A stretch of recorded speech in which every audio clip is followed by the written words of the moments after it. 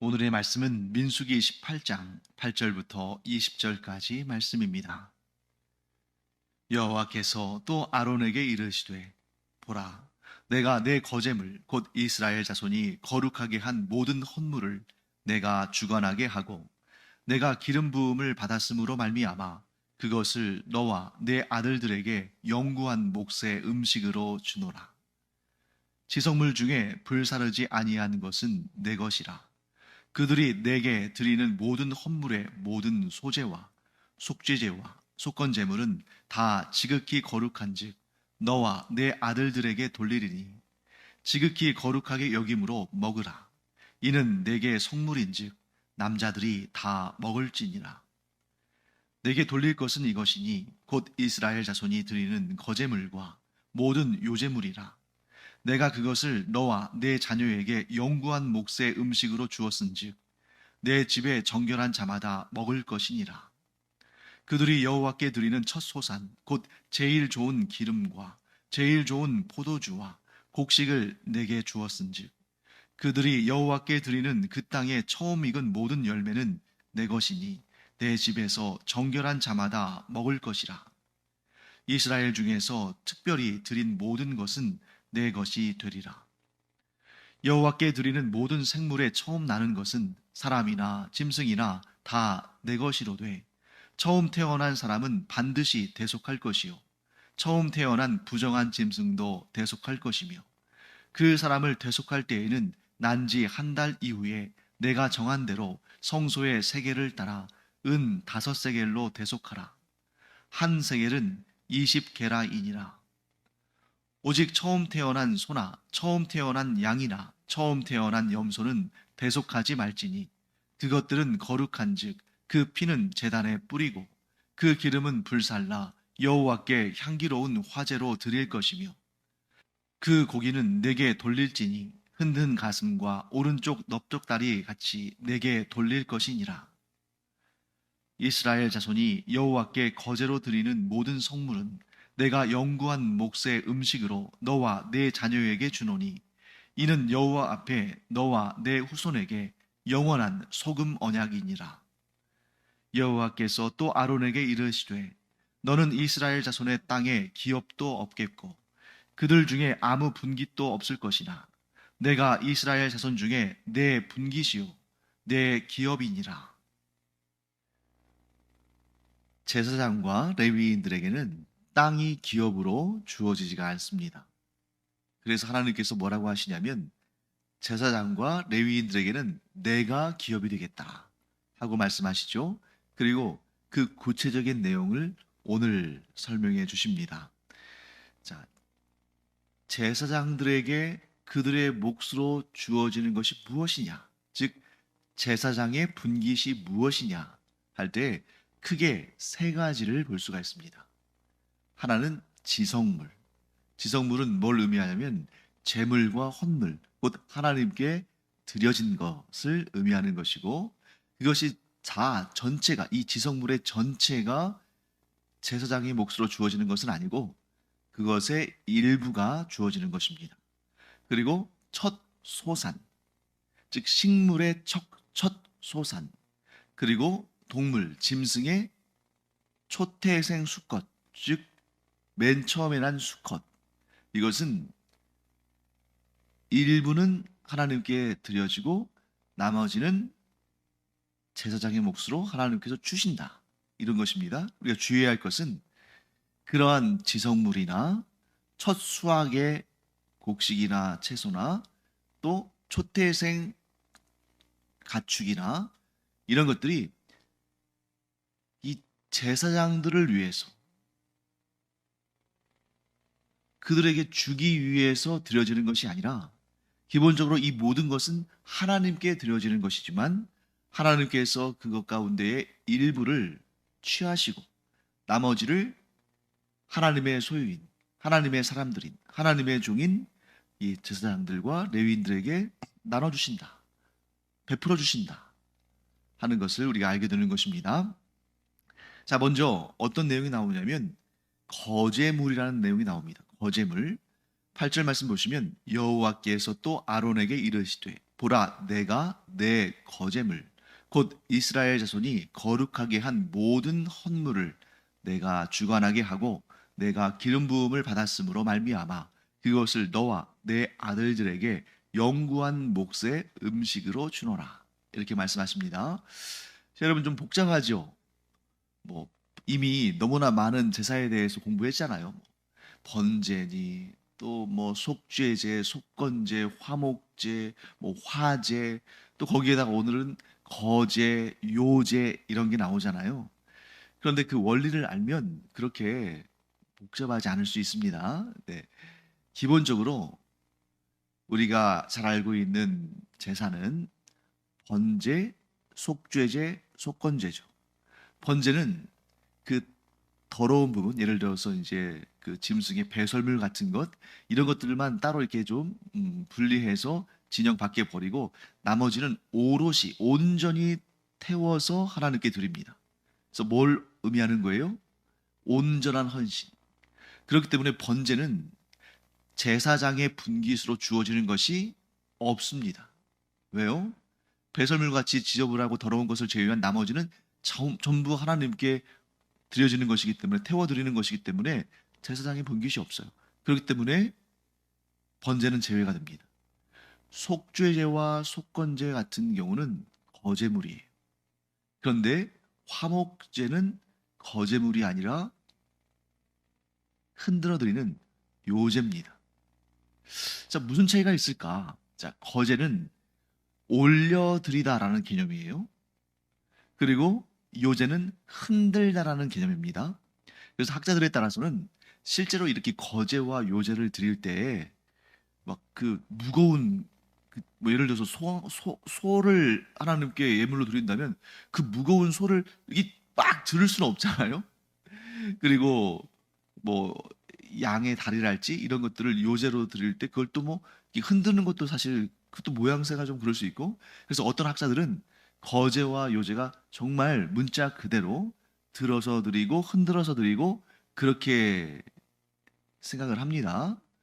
그런데 어떤 학자들은 그것이 그런 행위를 묘사하는 그러한 단어가 아니라, 그런 용어가 아니라 의미를 담고 있는 거다. 그래서 거제는 하나님께 들어 올려서 하나님께 드리는, 온전히 오늘 본문에 의하면 지극히 거룩한 제물로 하나님께 드리는 제물이고, 요제는 역시 하나님께 흔드는 것은 하나님의 소유라는 것을 표시하는 거죠. 역시 하나님께 드리지만 이것은 지극히 거룩하게 된 것은 아니다.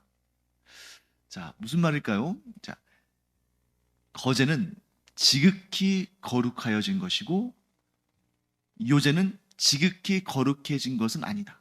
그러면 요제는 중요한 제사가 아니고 거제는 중요한 제사다. 뭐 좀 굳이 비교하자면 그럴 수도 있겠습니다만 어떤 의미가 있냐면 거기는 누가 이것을 먹게 될 것인가 하는 것과 관련이 되어 있습니다. 자, 예를 들면 속죄제와 속건제는 거제로 분류되어 있습니다.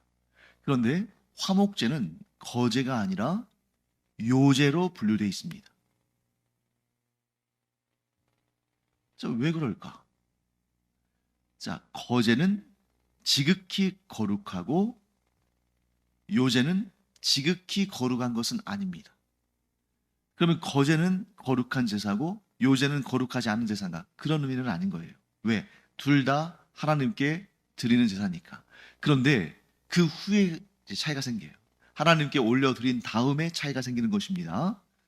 자, 거제 같은 경우는 예를 들어서 이제 이 내장과 거기에 붙은 기름기 이런 것들을 태워서 그 향기를 하나님께 드린 다음에 그 살은 지극히 거룩하여졌으므로 제사장과 즉 아론과 그의 아들들 즉 제사장 가문의 남자들이 먹어요. 그러면 거제는 제사장 가문의 여자들, 아무리 제사장의 어머니라 할지라도, 아무리 제사장이 귀여워하고 예뻐하는 딸이라 할지라도 못 먹습니다. 그래서 제사장들만 먹을 수 있는 제물을 거제물이라고 하고, 그러면 요제물은 뭐예요? 제사장들만 먹는 제사장 가문의 남자들만 먹는 것이 아니라 여자들도 먹을 수 있다. 그러니까 거제는 지극히 거룩하게 된 것이므로 아무리 제사장 가문에 속한 가족이라 할지라도 여성은 먹지 못해요. 하지만 요제의 경우는 지극히 거룩하게 된 것이 아니기 때문에 제사장 가문의 남자들뿐만 아니라 여자들도 먹을 수 있다. 이렇게 하나님께 올려드려진 다음의 용도에 대한 차이가 있는 거죠. 그래서 예를 들면 화목제 같은 경우는 어떻게 하냐면 하나님께 그 화목제의 예의를 갖춥니다. 이게 하나님께 드리는 제사입니다 하고 내장과 거기에 붙은 기름을 또 간꺼풀, 콩팥 이런 것들을 떼어서 불에 태워서 그 향기를 하나님께 드린 다음에 뭐 예를 들어서 화목제물이 양이다 그러면 그 가슴살 그리고 오른쪽 뒷다리 이것을 흔들어서 하나님께 표시하고 혹은 흔들지 않고 그냥 의미상으로 그것을 제사장에게 주어서 그 가문의 사람들, 여성을 포함해서 그들이 먹게 하고 또 일부는 그 부위를 제외한 나머지는 제사를 드린 사람들이 가져가서 자기와 혹은 자기의 그 가족들과 혹은 이웃들까지도 함께 잔치하듯이 먹을 수 있는 겁니다. 그러니까 이 요제물의 경우는 제사장 가문의 남자들만 먹을 수 있는 것은 아니죠. 이 요제물은 제사장 가문의 여자들도 먹을 수 있고 제사를 드린 사람들도 먹을 수 있고 그들의 이웃들도 먹을 수 있습니다. 그래서 그런 제물을 뭐라고 표현해요? 요제. 그리고 그것의 의미는 거룩하게 된 것이 아니기 때문에 지극히 거룩하게 된 것이 아니기 때문에 제사장 가문의 남자들 외에도 이 짐승의 고기를 먹을 수 있다. 이렇게 분류할 수 있는 것입니다.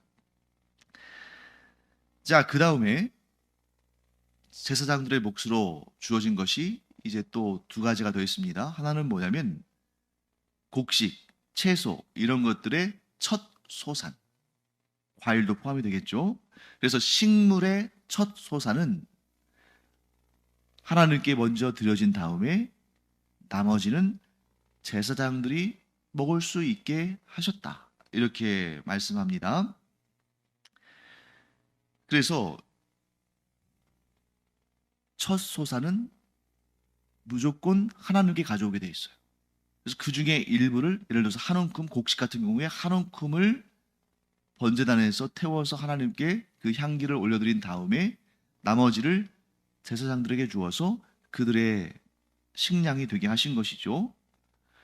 뿐만 아니라 예를 들면 이제 감람나무의 열매, 이제 올리브죠. 올리브 같은 경우도 그의 첫 소산으로 가장 귀하게 기름을 짜내서, 즉 가장 최상급의 기름을 짜내서 그것을 하나님께 드리는데 그 중에 일부를 하나님께 드리고 나머지는 제사장들의 음식이 되게 하시고 또 처음 수확한 포도로 만든 제일 좋은 포도주를 또 하나님께 드리고 그 일부를 하나님께서 흠양하시고 나머지는 제사장들에게 주고 자 이런 식으로 하나님께서 첫 수확의 이런 소재 전제 이런 것을 받으신 다음에 소재는 곡식의 제물이고 전제는 기름과 포도주를 포함한 그런 액체의 제물이죠. 그런 것들을 하나님께서 먼저 받으신 다음에 제사장들에게 그것을 베푸신다. 은혜를 베푸신다. 그들의 몫으로 하나님께서 돌리신다 하는 것을 보게 됩니다. 그런데 14절에 좀 특이한 표현이 있어요. 14절 말씀을 제가 읽어보겠습니다. 이스라엘 중에서 특별히 드린 모든 것은 내 것이 되리라. 여기서 내 것 할 때는 제사장의 분깃, 제사장의 몫이 되리라 하고 말씀하신 것이죠. 그러면 특별히 드린 것은 뭐냐? 특별히 좋은 것인가? 네, 물론 그럴 수도 있겠습니다만 특별히 드린다는 것은 두 가지의 의미가 있을 거예요. 하나는 이것은 정기적인 제사는 아닙니다. 뭐 정기적인 절기마다 드리는 제사는 아니라는 거죠. 그리고 하나님께서 일반적으로 정하신 뭐 속죄제, 속건제, 뭐 또 화목제 이런 것도 아니겠죠. 그리고 이 특별히 드렸다는 것은 뭘 의미하냐면 이것은 아주 중요한 의미를 갖는다는 것을 의미하기도 하죠. 그래서 이 특별히 드린 것을 다른 말로는 이렇게 표현할 수 있습니다. 헤렘. 헤렘은 누구도 손댈 수 없는, 오직 하나님께서 다 취하시는 그런 거예요. 그래서 이것의 특징은 뭐냐면, 헤렘의 특징은 바꿀 수 없다, 물을 수 없다, 팔 수 없다, 이렇게 됩니다.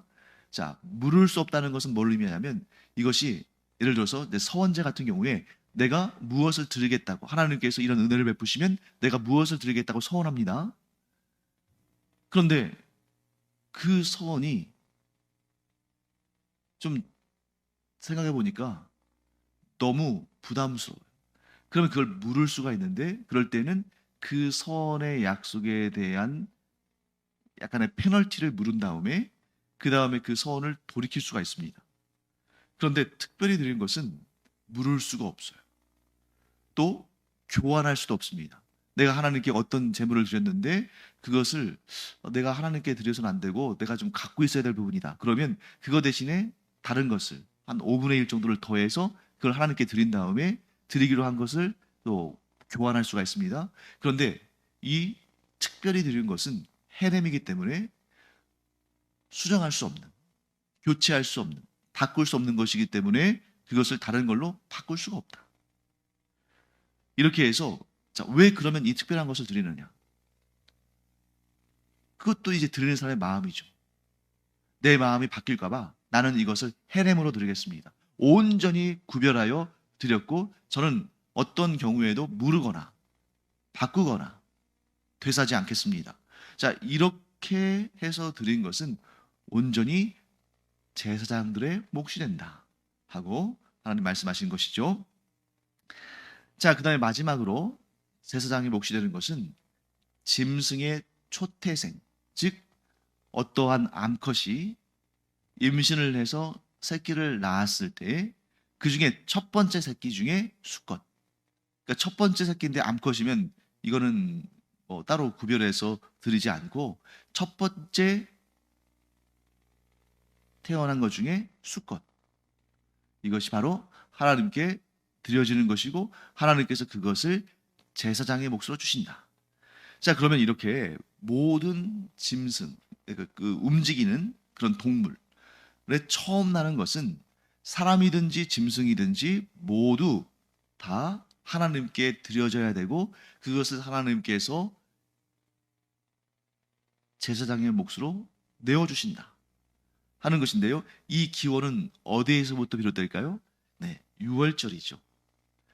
출애굽하기 직전에 하나님께서 10번째 재앙을 내리시는데 그것이 사람이든 짐승이든 초태생 수컷, 즉 사람이면 장남, 짐승이면 초태생 수컷은 다 하나님께서 그 생명을 거두어 가시겠다 하고 말씀하셨죠.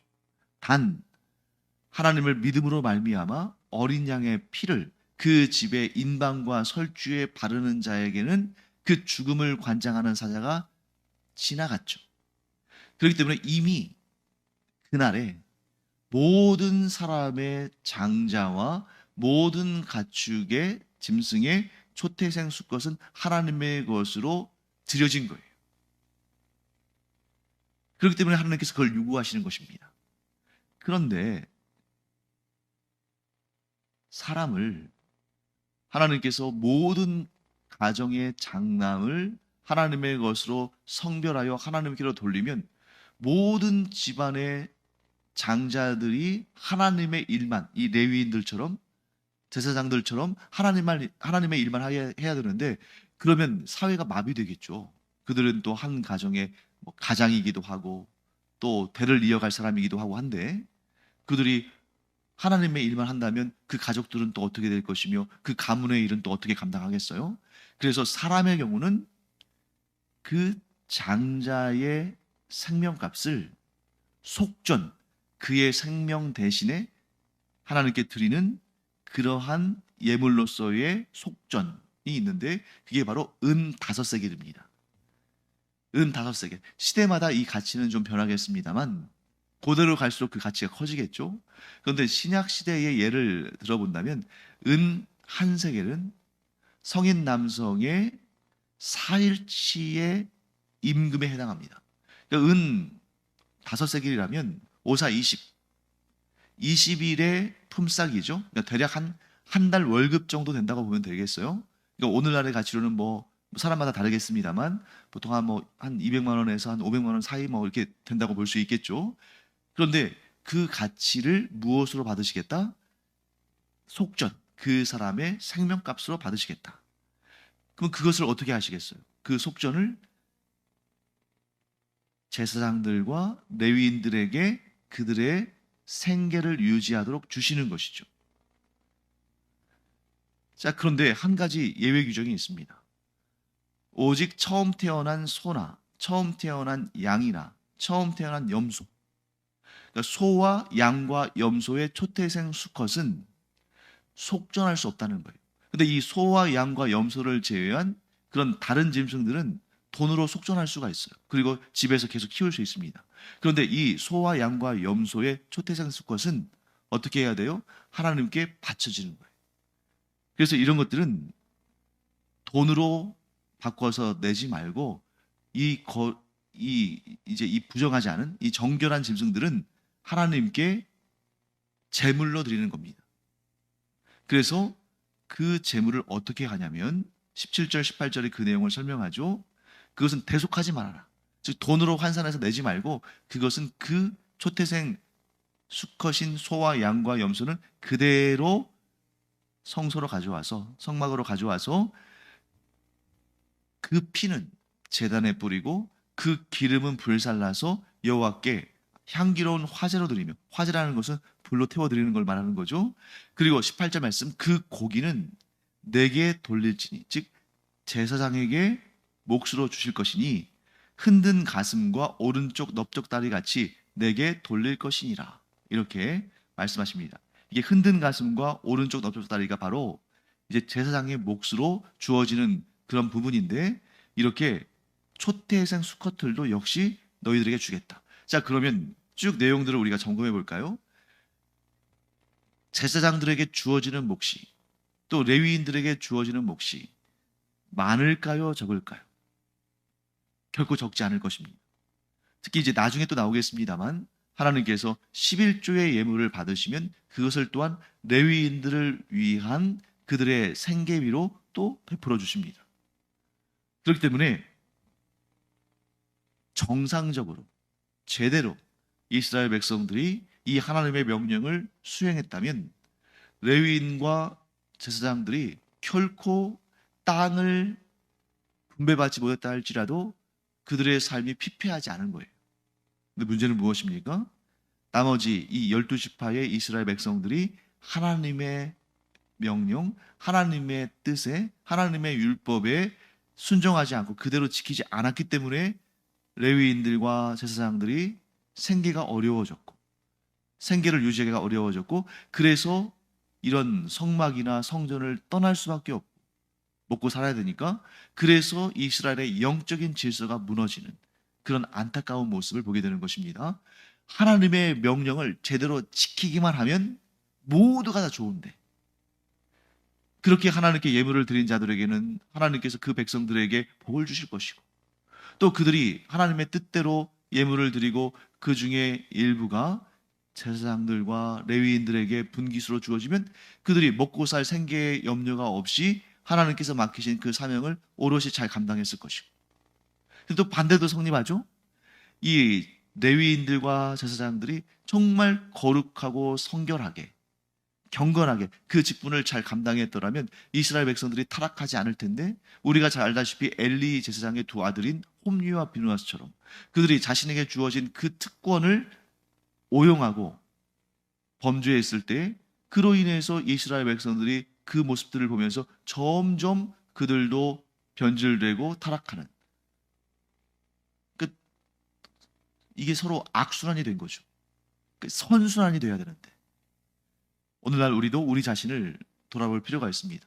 어느 누구의 잘못이다, 예를 들어서 이스라엘 백성들의 잘못이다, 레위인들의 잘못이다, 제사장들의 잘못이다, 이걸 따지기 전에 우리가 서로 각자의 위치에서 하나님의 뜻대로 하나님께서 맡기신 본분을 따라 거룩하고 경건하게 살아간다면 자동적으로 이런 아름다운 선순환이 될 텐데, 각자의 자리에서 벗어나는 사람이 있으니까, 하나님의 뜻에 순종하지 않는 사람이 있으니까 이것이 그곳에서부터 무너지는데 그 무너짐이 전체에 이르게 되는 것을 보게 되는 것이죠. 각자 자기의 위치에서 하나님께서 맡기신 사명을 성실하게 감당하며 거룩하고 경건하게 사는 것, 그것이 하나님 나라를 이루는데 가장 중요한 부분이다 하는 것을 알게 됩니다. 자, 이제 마지막으로 19절과 20절 보시면 하나님께서 그런 약속을 하시면서 뭐라고 하시냐면 19절에 이것이 소금 언약이다 라고 말씀합니다. 소금 언약, 소금을 뿌리가면서 막 약속하시고 그런 개념이라기보다는 소금과 같은 언약이다, 소금의 특성을 담은 언약이다 하는 거죠. 자, 소금이 어떤 특성이 있습니까? 소금에는 아주 중요한 특성이 있는데 그것은 뭐냐면 변하지 않는다. 소금은 변질하지 않는다. 그러므로 이 약속은 변하지 않는다 하고 말씀하신 것이고요. 그 다음에 두 번째는 뭡니까? 소금은 맛을 내는 거잖아요. 이 언약이 제대로 지켜지면 너희를 통해서 하나님 나라의 맛이 이 땅에 이루어질 것이다, 이렇게 말씀하시는 것으로 보게 됩니다. 자, 결론을 내리겠습니다. 하나님은 하나님께서 부르시고 택하시며 하나님께서 세우신 자들에게, 그래서 하나님께서 맡기신 그 사명과 직분을 충성되이 지키는 자에게 반드시 그들에게 주시는 분깃이 있다. 하나님의 일을 성실하게 거룩하게 경건하게 감당하는 자에게는 그들에게 주시는 몫이 있고, 그들과 맺으신 언약은 결코 소금 언약이기 때문에 결코 변하지 않는다. 하나님께서 주시는 상이 있다. 그 사실을 우리가 꼭 기억하고, 내가 하나님께서 나를 부르신 그 자리에서 하나님께서 나에게 맡겨주신 그 일을, 그 소명을 끝까지 변하지 않고 성실하게 경건하게 감당하면 나에게 주시는 복을 충만히 누릴 뿐만 아니라 나를 통해서 이 세상에 하나님의 은혜가 펼쳐지고 천국의 맛을 느끼게 되는 역사가 일어난다. 이 확신을 가지고 우리의 하루하루에 최선을 다해서 하나님의 뜻에 순종하며 경건하며 성실하게 살아가는 우리가 되기를 간절히 축원합니다. 기도하겠습니다. 하나님, 감사합니다.